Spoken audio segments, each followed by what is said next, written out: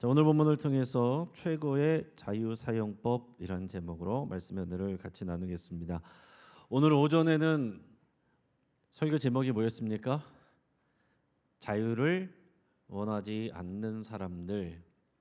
예수님은 우리에게 자유를 주시는데 자유를 원하지 않는 사람들이 있어요. 여러분, 이 땅에 해방이 와도 그걸 원하지 않는 사람들이 있었던 것처럼 나는 지금 내 상황이 좋고 내가 죄 가운데 있어도 나는 행복하고 그러면은 예수님이 주시는 자유를 원하지 않습니다. 예수님이 주시는 구원 필요하지 않습니다.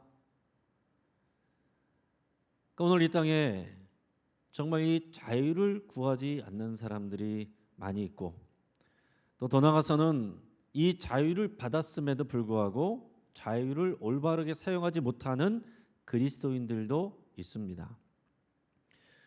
오늘 오전에 나눴던 말씀 요한복음 8장 31절 32절 우리 같이 한번 다시 읽겠습니다. 시작. 그러므로 예수께서 자기를 믿은 유대인들에게 이르시되 너희가 내 말에 거하면 참으로 내 제자가 되고 진리를 알지니 진리가 너희를 자유롭게 하리라. 아멘. 자, 진리가 너희를 자유롭게 하리라. 근데 이 말씀을 받을 때에 그 진리를 사모하지 않는 사람들이 많이 있습니다.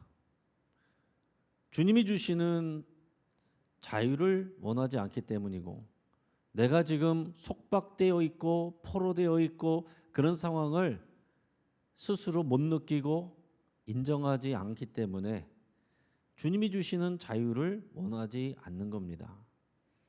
그래서 여러분, 포로되고 속박되고 고통 가운데 있고 낭만 가운데 있고 병 중에 있고 어디 갇혀 있고 고통당하고 그런 사람들이 하나님의 말씀을 잘 듣게 되고 예수님을 깊이 만나게 되는 역사가 그래서 있게 되는 거거든요. 우리가 오늘 진리가 너희를 자유케 하리라 라고 그랬는데 이 말씀이 정말로 우리의 말씀이 되려면 그 전제가 우리에게 받아들여져야 됩니다. 우리가 아무리 예수님 믿으세요, 예수 믿고 구원 받으세요, 잘 안 믿습니다. 왜냐하면 사람들에게 그 전제가 받아들여져 있지 않기 때문에 예수님 믿으세요, 구원 받습니다, 그렇게 믿고 교회를 다니는 것 같아도 진짜 믿음이 아닌 경우들이 많아요. 왜냐하면 그 전제가 동의가 되지 않고 믿음이 되지 아니하면 의미가 없다는 얘기예요. 누가복음 4장 18절 19절 우리 다시 한번 읽어보겠습니다. 시작. 주의 성령이 내게 임하셨으니 이는 가난한 자에게 복음을 전하게 하시려고 내게 기름을 부으시고 나를 보내사 포로된 자에게 자유를 눈먼 자에게 다시 보게 함을 전파하며 눌린 자를 자유롭게 하고 주의 은혜를 전파하게 하려 하심이라 하였더라. 아멘. 자, 예수님께서 이 말씀을 선포하시고 예수님이 삼위라고 하셨는데, 자, 예수님이 전하는 복음은 누구에게 전해집니까? 가난한 자. 그것을 마태복음에서는 어떻게 표현했습니까? 심령이 가난한 자. 마음이 가난한 사람이 복음을 들어요. 내 마음이 가난하지 않은 사람들은 예수 믿으세요, 예수님이 우리에게 진리를 주십니다, 구원을 주십니다, 귀에 들어가지가 않아요. 내 마음이 다른 걸로 가득 차 있거든요. 세상 일로 가득 차 있고 내가 누리는 것들로 가득 차 있고 돈으로 가득 차 있고 쾌락으로 가득 차 있고 세상 성공 일로 바쁘게 차 있고 또 내가 노는 걸로 차 있고 그러면 내 마음이 가난하지 않아요. 복음이 들어가지가 않습니다. 가난한 자에게 들어가는데 마태복음에서는 예수님은 그것을 또 심령이 가난한 자라고 그랬습니다. 마음이 가난해야 되고 그 당시에 사회적으로 가난한 사람들이 대부분 마음이 가난했어요. 그래서 예수님을 따라오는 사람들이 가난한 사람들, 병든 사람들, 소외된 사람들, 그런 사람들이 심령이 가난하기 때문에 예수님을 따라오고 말씀을 듣고 믿고 그렇게 되는 겁니다. 그러면서 그 전제는 뭐냐면 예수님께서 오셔서 복음을 전하시는 이유는 누구에게 그 자유를 주시는 거냐? 포로된 자, 눈먼 자, 눌린 자, 또 은혜를 선포한다고 하는 것은 내가 가난해서 돈을 못 갚으면 남의 종이 된다고 그랬죠. 가난해서 빚져가지고 종된 사람, 이런 사람들에게 복음을 전하신다는 거예요. 근데 이것은 사회적, 정치적 그런 용어가 아니라 예수님은 영적인 용어로 사용하셨다라고 그랬습니다. 그래서 우리가 영적으로 포로된 사람, 죄의 포로가 되고, 죄의 포로가 되면 마귀의 포로가 되는 거예요. 눈먼 자, 진리의 눈이 멀어 있습니다. 진리를 보지 못합니다. 눌린 자, 이 죄에 대해서, 죄와 형벌에 대한 두려움으로, 죽음에 대한 두려움으로 눌려 있어요. 그리고 빚져서 남의 종이 돼 있는 사람, 자유롭지 못한 사람, 자, 이런 사람들에게 복음이 전해질 때 그 복음이 의미 있어진다는 얘기고, 자, 오늘 진리가 너희를 자유롭게 하리라고 했을 때 이 말씀이 오늘 저와 여러분들에게 이 말씀이 주어지려면 예수 믿기 전에 우리들은 포로된 자였고, 눈먼 자였고, 눌린 자였고, 빚져서 종된 자였다. 이것이 동의가 되고 고백이 되어야 되는 겁니다. 이에 대한 아픔과 고통이, 또 구원에 대한 갈망이 심하면 심할수록 그 복음이 우리에게 은혜가 되는 거예요. 이게 없고 나는 먹고 살만하고 변화 없었으면 좋겠고, 기득권에 있는 사람들은 그 예수님을 받아들이지 않는 겁니다.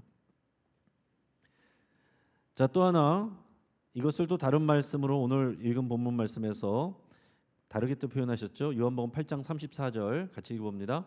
예수께서 대답하시되 진실로 진실로 너에게 이르노니 죄를 범하는 자마다 죄의 종이라. 아멘. 여러분, 예수님을 믿기 전에 우리는 이런 사람이었습니다. 뭐라고요? 죄의 종이었습니다. 우리는 죄를 지었으니까 죄의 종이 되는데, 죄를 지을수록 더욱 죄의 종이 됩니다. 그런데 맨 처음 인간 아담이 죄를 지어서 죄의 종이 됐고, 그것이 우리에게는 물려진다는 거예요. 죄의 본성이 물려져서 우리는 예수님을 통해서 구원받지 못하면, 예수님을 모르는 사람들은 죄의 종이 되어 있는 것입니다. 그래서 선하게 사는 것 같아도 마음으로부터 하나님을 거부하고 그 말씀을 듣지 않고 자기가 원하는 것을 추구하는 그 죄로 나가게 되는 거예요. 그것이 죄의 종노릇하는 모습입니다. 죄의 종이 되어 있기 때문에 죄를 짓지 않을 수가 없다라는 거예요.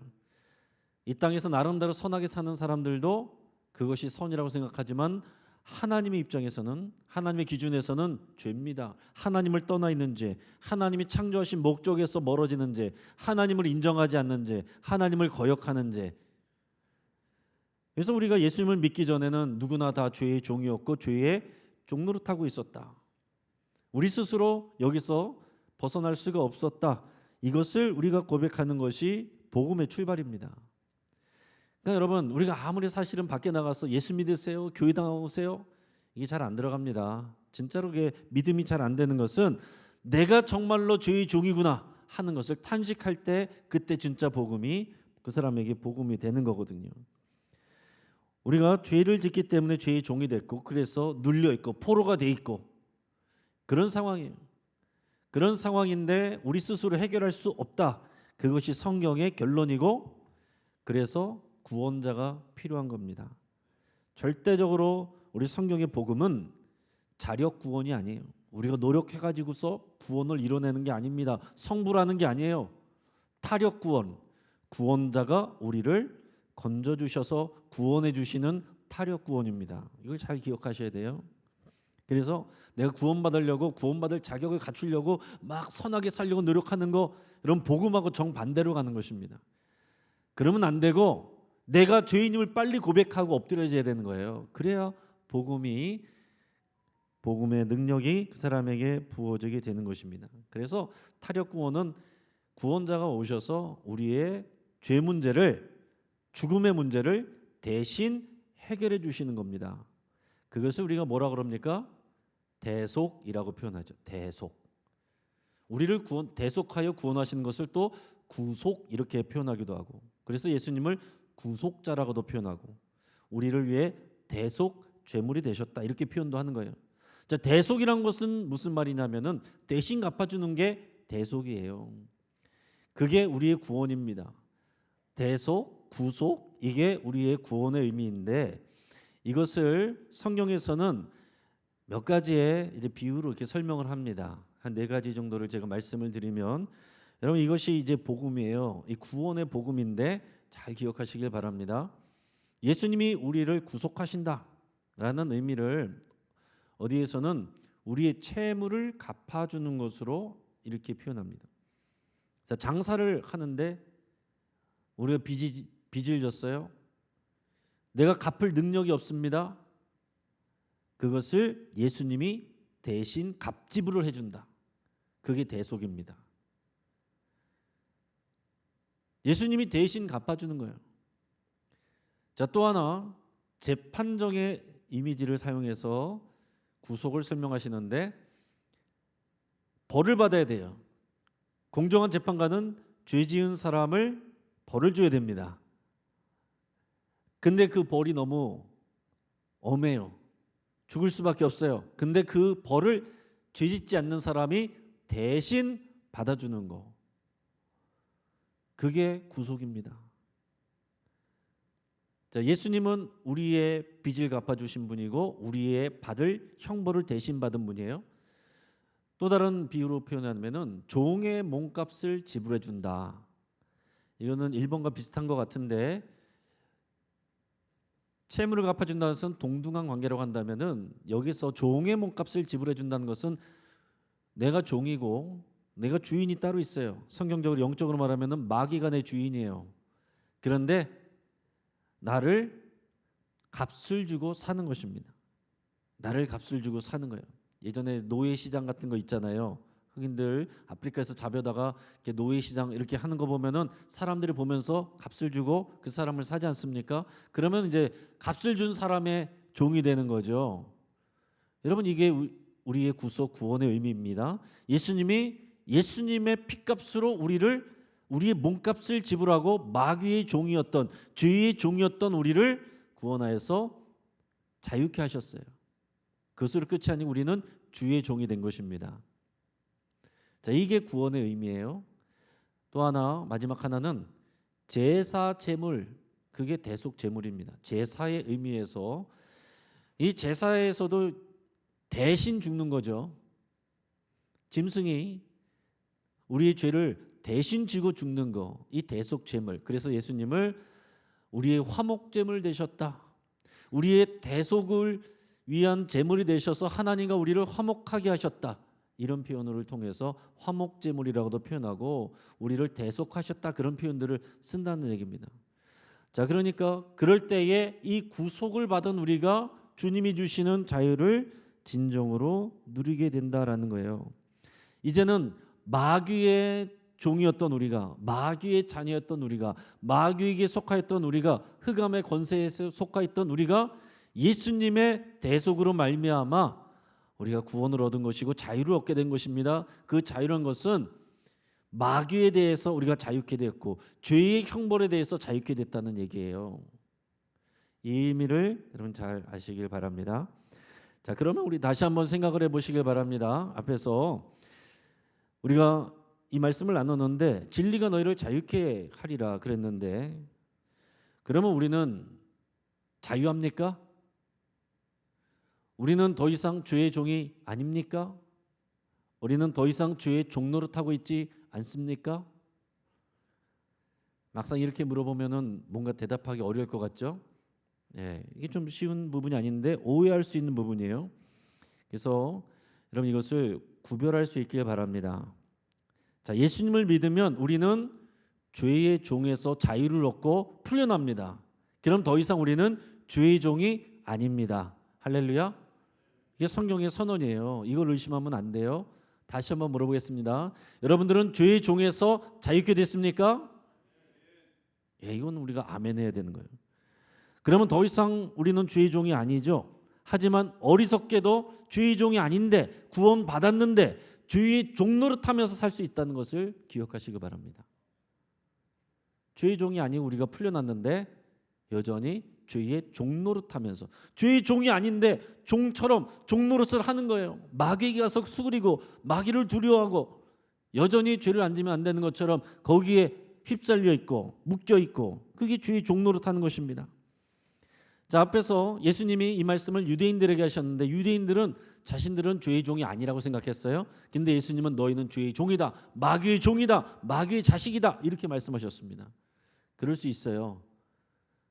정말로 우리가 진리를 모르면서도 스스로 착각하는 경우가 있을 수 있습니다. 그런데 제자들은 어떻습니까? 제자들은 정말로 예수님을 구주로 믿었습니다. 고백하고 예수님을 따라갔습니다. 그런데 아직 미성숙해요. 미성숙하다 보니까 자꾸 실수를 합니다. 그래서 죄의 종이 아닌데 죄의 종노릇하는 모습들이 종종 나타났다라는 얘기입니다. 그것은 우리도 마찬가지예요. 목사가 되고 장로가 되고 권사가 되고 안수집사가 되고 교회 오래 다녔어도 우리는 죄의 종이 아닌데 죄의 종인 사람들처럼 사는 사람들이 많다는 얘기입니다. 그것은 죄의 종이 아닌데 죄의 종노릇하면서 산다는 거죠.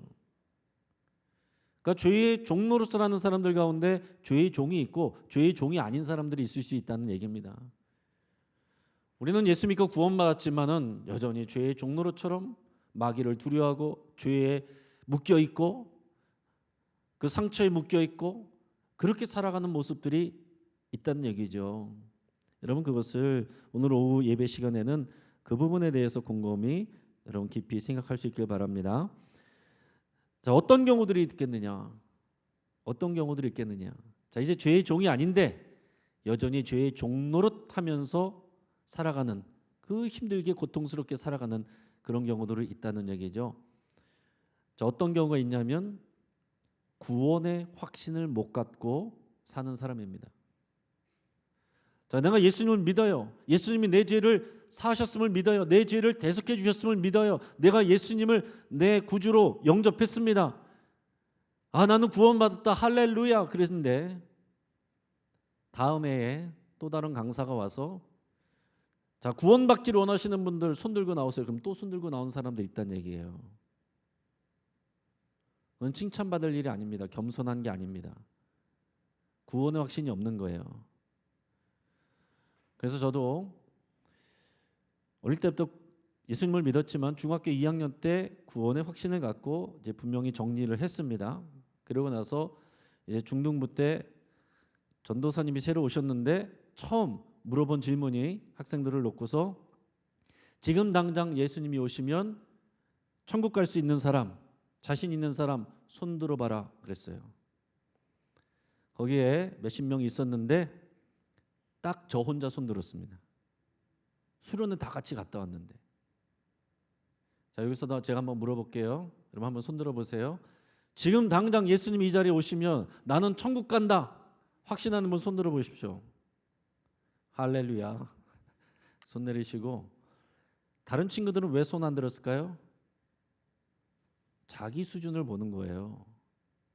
아, 나 기도도 열심히 못했는데, 아, 저번에 주일도 빠졌는데, 나 요즘 봉사도 안 했는데. 여러분 구원은 자기 수준으로 받는 게 아닙니다. 예수님의 수준으로 받는 거예요. 저는 왜 손 들었어요? 내가 그 친구들보다 잘났기 때문에 그런 게 아니에요.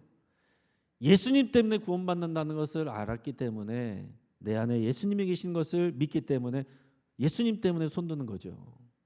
여러분 우리에게 이 믿음이 있어야 되는데 교회 다니면서도 여전히 구원의 확신 갖지 못하고 불안과 두려움 가운데 열심히 봉사하고 믿음이 좋은 것 같은데 알고 보면 구원의 확신이 없어서 이렇게라도 뭔가 해야 구원받을 것 같아서 그런 분들이 있어요.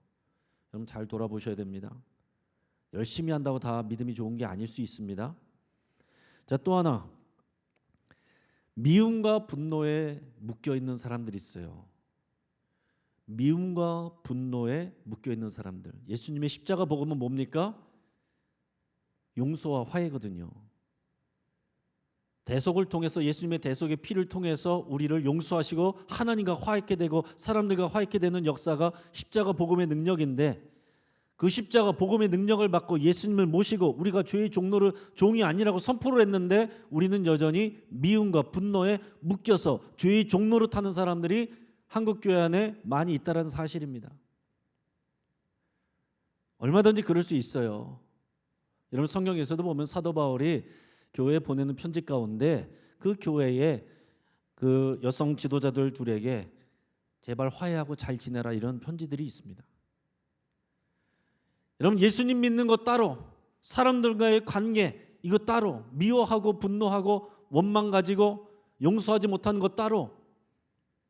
이게 뭐냐? 죄의 종은 아닌데 죄의 종노릇하면서 여전히 사는 모습이다라는 얘기입니다. 죄의 종이 아닌데 죄의 종노릇하면서 산단 말이에요. 저번에 빌레몬서 우리 나눌 때에 빌레몬이라는 사람은 자기 종 오네시모가, 믿었던 오네시모가 자기 돈을 훔쳐서 도망갔어요. 근데 도망갔는데 어쩌다가 사도 바울을 만나가지고 구원받았습니다. 사도 바울이 편지를 쓰면서 빌레몬에게 그 미워하는 마음 충분히 알지만 이제 오네시모는 나의 영적 아들이 되었고 예수님 믿고 구원받은 자가 되었다. 다시 나와 함께 있는 게 좋지만 다시 돌려보낼 테니 그를 용서하고 그를 형제처럼 대하라. 종이 아니라 형제처럼 대해주고 나를 대하듯이 대해줘라. 그리고 나에게 다시 돌려보내줘라. 이 관계, 막힌 관계를 푸는 겁니다. 물론 오네시모 그냥 나 예수님 믿고 구원받았어요. 그러고 사도 바울 섬기면서 있어도 됩니다. 그러나 빌레몬의 마음은, 빌레몬과의 관계는 꼬여 있잖아요. 그거 풀려고 하는 겁니다. 여러분 우리가 다 예수님 믿고 구원받고 다 하나님 위해서 산다고 하는데 교회 안에서 꼬여 있는 관계 가지고 사는 경우들이 있습니다. 그것은 죄의 종이 아님에도 불구하고 죄의 종노릇하면서 사는 거예요. 물론 쉬운 것은 아닙니다. 그러나 누구에게나 다 숙제입니다. 여러분 탕자비 위에서 보면 그 형이 어때요? 그 형은 아버지와 함께 있었고 그 동생은 허랑방탕하게 하다가 돌아왔는데 지금 아버지가 그를 막 혼내줬으면 좋겠는데 네 형을 봐라 얼마나 잘하냐 그래줬으면 좋겠는데 그렇게 안 하고 막 그 허랑방탕했던 탕자를 안아주고 종으로 삼아달라고 했는데 아니다 그러면서 지위를 회복해주고 자기에게 해준 적도 없는데 살찐 소를 잡아서 잔치를 베풀어주고 그러니까 큰형이 어땠습니까? 같이 가서 안아주면 얼마나 좋아요? 화가 나가지고 그 동생한테 화가 나가지고 집에 들어가지도 않고 그래서 아버지한테 따져 묻고 이런 큰형 컴플렉스가 교회에서 오래 다닌 사람들 중에서 교회에서 일을 많이 하는 사람들 중에서 이런 모습들이 나타납니다. 큰형 컴플렉스. 일을 많이 하는데 미운 사람들이 더 많아요. 다 저 사람도 마음에 안 들고 저 사람도 못마땅하고 그 아버지의 마음이 어떻겠습니까? 안타까운 거죠. 예, 너는 나와 함께 있잖니. 나의 모든 것이 너의 것이지 않니? 무슨 말입니까? 네가 나와 함께 이 동생을 안타까운 마음을 가지고 돌아온 것에 대해서 기뻐하는 마음을 가지고 그 동생을 품어줬으면 좋겠다 이 말이죠.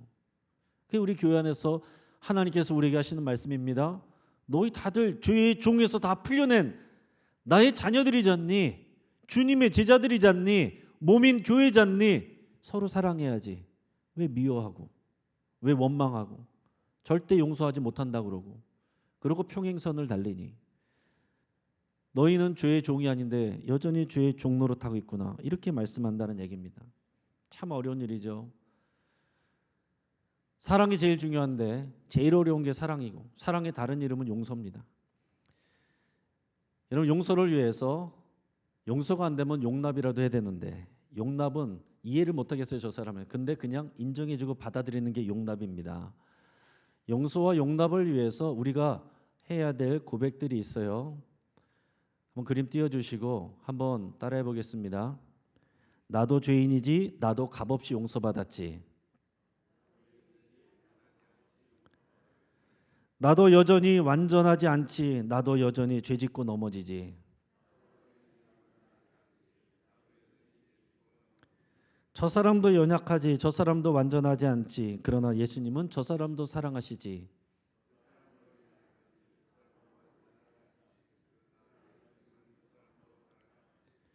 자기 나름대로 잘하려고 한 거지. 그럴 만한 상황이 있겠지.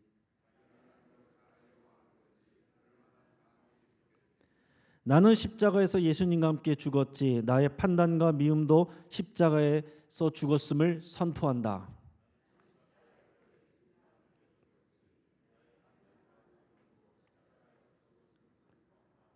여러분, 이게 믿음입니다. 이게 진리 안에 거하는 것이고 진리를 걷는 것입니다. 이거 안 하면 죄의 종로를 타는 거예요. 우리가 미워하고 원망하고 용서하지 못하는 그 마음 가운데 사단이 틈타는 것입니다. 하나님은 우리에게 온전한 은혜를 주시길 원하시는데 이게 틈이 되어서 사단이 틈타고 그 안에서 염증이 생기고 병이 들어 우리가 건강하지 못하게 되는 겁니다. 그래서 우리는 분명히 죄의 종이 아닌데도 불구하고 마귀에게 종노릇하고 있게 된다는 얘기예요. 목회자들도 마찬가지입니다.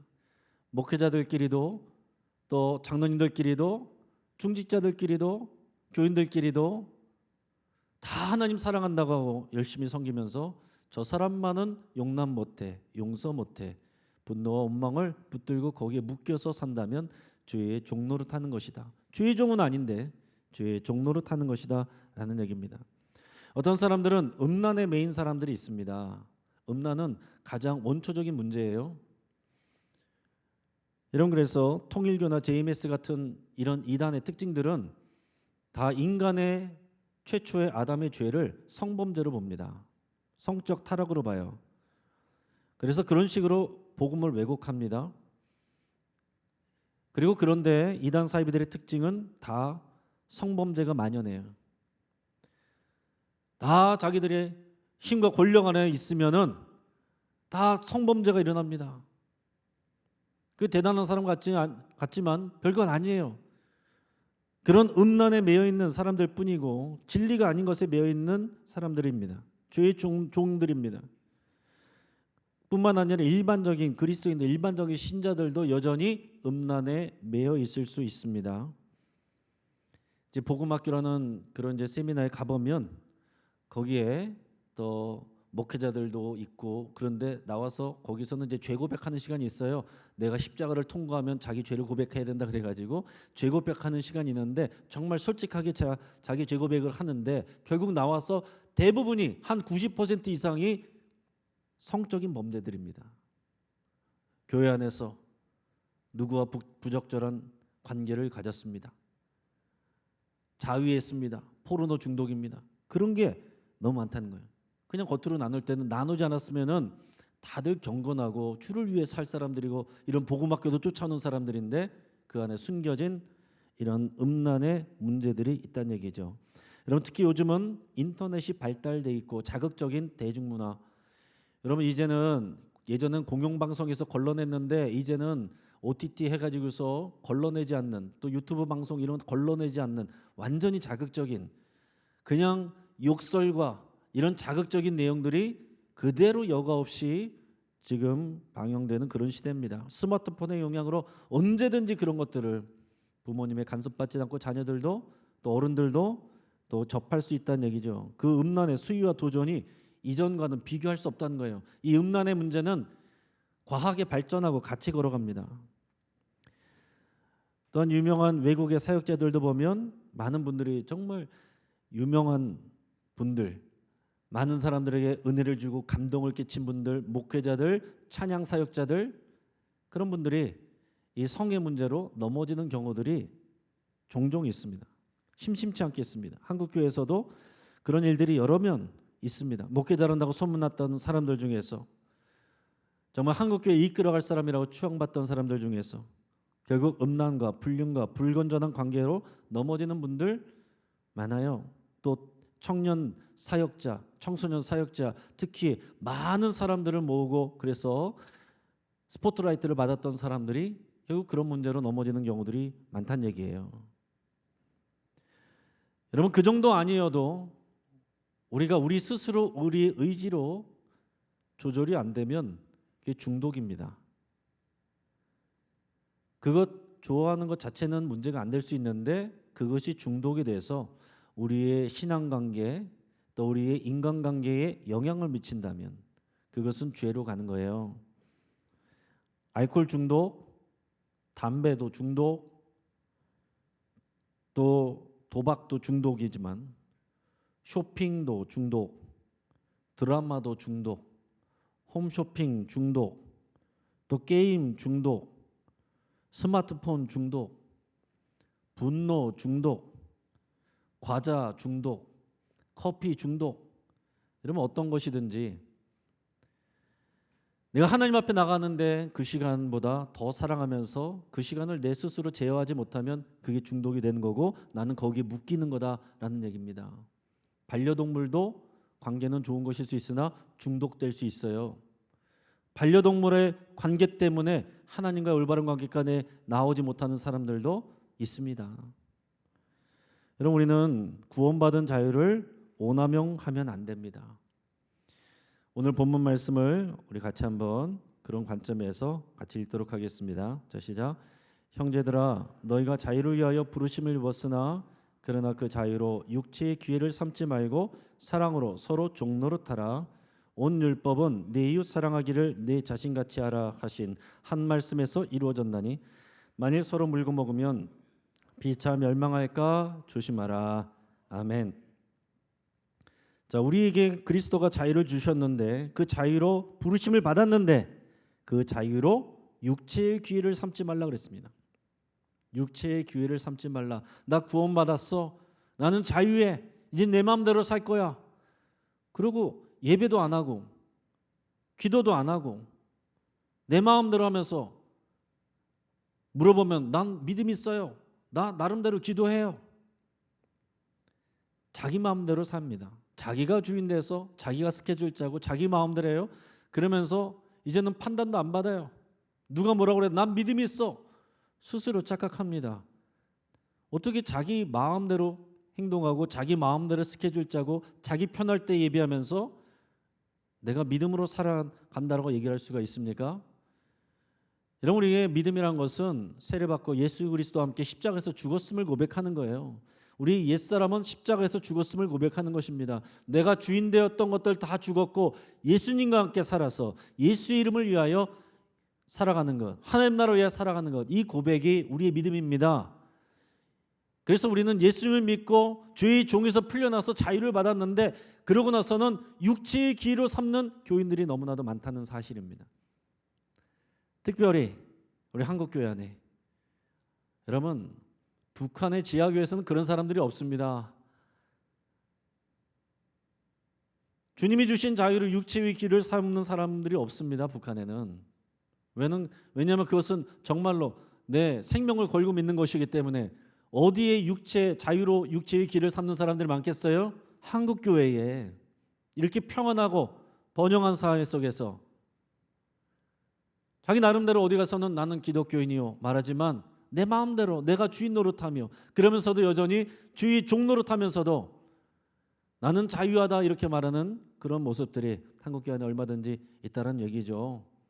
여러분, 우리가 지금 코로나가 끝나갔는데도 여전히 예배 회복되지 않은 분들이 있습니다. 오히려 신앙의 자리에서 이탈한 사람들이 있습니다. 또 이런 여러 가지 상황들을 통해서 교회에 실망하고 떠나가는 사람들이 있습니다. 교회 안 나가는 사람들이 있습니다. 그러면서도 자기 나름대로는 믿음이 있다 이렇게 생각하는, 스스로 착각하는 경우도 있습니다. 그럴 수도 있어요. 그러나 죄의 종이 아닌데 죄의 종 노릇하면서 사는 사람들, 주님이 주신 자유로 육체의 기회를 삼는 교인들이 많다라는 사실을 여러분 꼭 기억하시기 바랍니다.